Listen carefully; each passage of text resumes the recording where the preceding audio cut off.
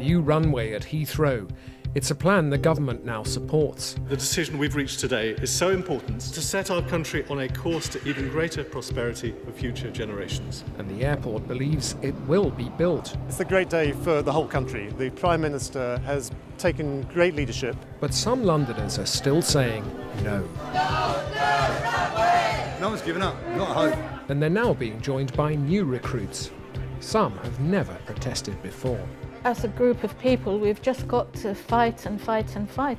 And others are ready to break the law. I think I just reached the point where I said to myself, I can't stand this anymore.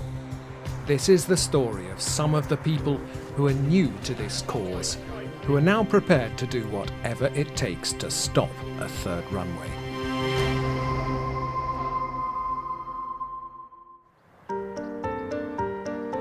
Jenny is 70 years old. She's from Clapham and loves her allotment. She's a former social worker.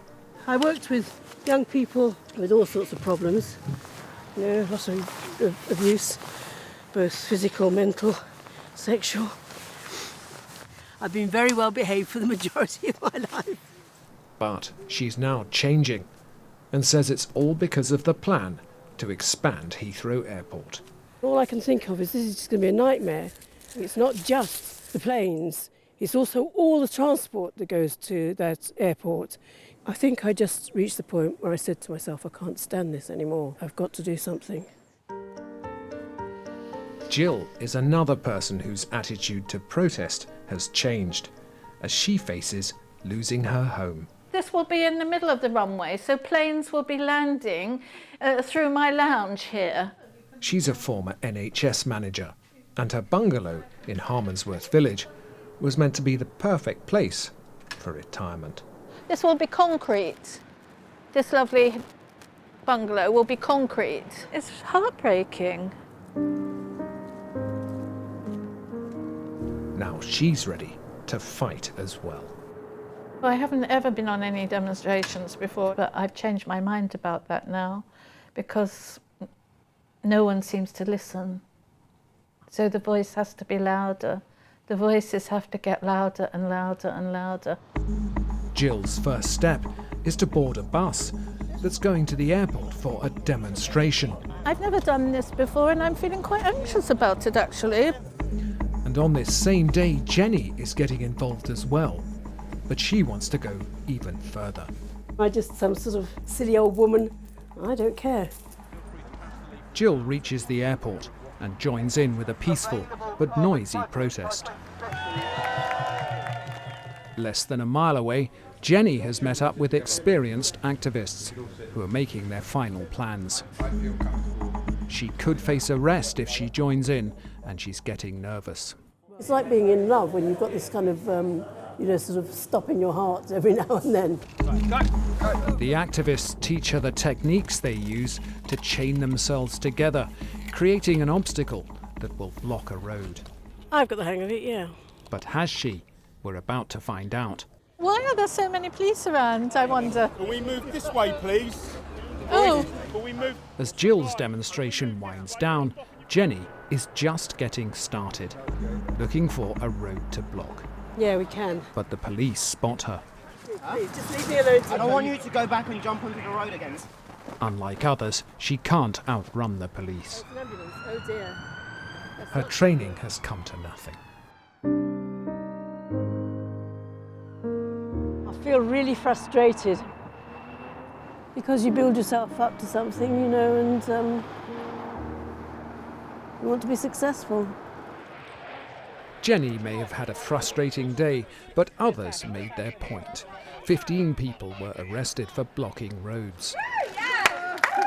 And what some campaigners against Runway 3 are now hoping for is a steady escalation in all forms of resistance, legal and illegal. Let's put more hurdles in the way of the third runway.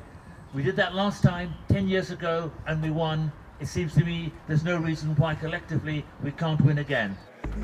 Some new campaigning groups are now being formed. This is in Hammersmith. Really, the phony war's over and the real one's beginning. This is a winnable campaign. This is our home. And this campaign even has its own song. This was in Uxbridge.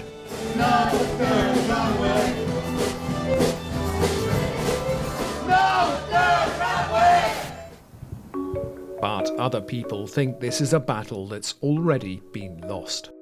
Barry lives in Hillingdon. It's a foregone conclusion now, and that's what I feel. You know, now and it's time to say accept inevitable and move on. For years he's driven people to and from the airport and worked there. Worked in hotels as a chef in Heathrow. They funded our whole life. And he knows well the impact a new runway will have on the village of Harmondsworth. And this is where the proposed third runway is going to be, going straight through these houses here. I do feel sorry for them because they've lived here all their lives. But he still supports expansion. Yeah, if I lived here, then I would willingly give up my home and I'd move out. Everything here is the price to pay for progress.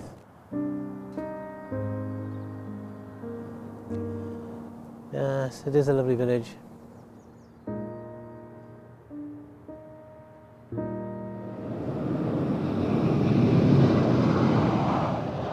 In another village facing demolition, Longford, the landlord of this pub will lose his home if the runway goes ahead.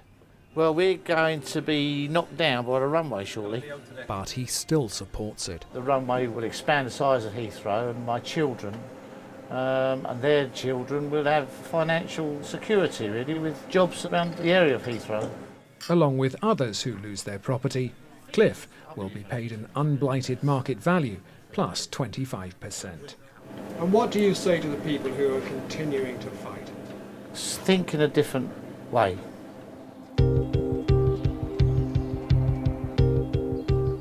But at the moment, there are no signs the activists and their new recruits are ready to give up. Hopefully this time it will be successful.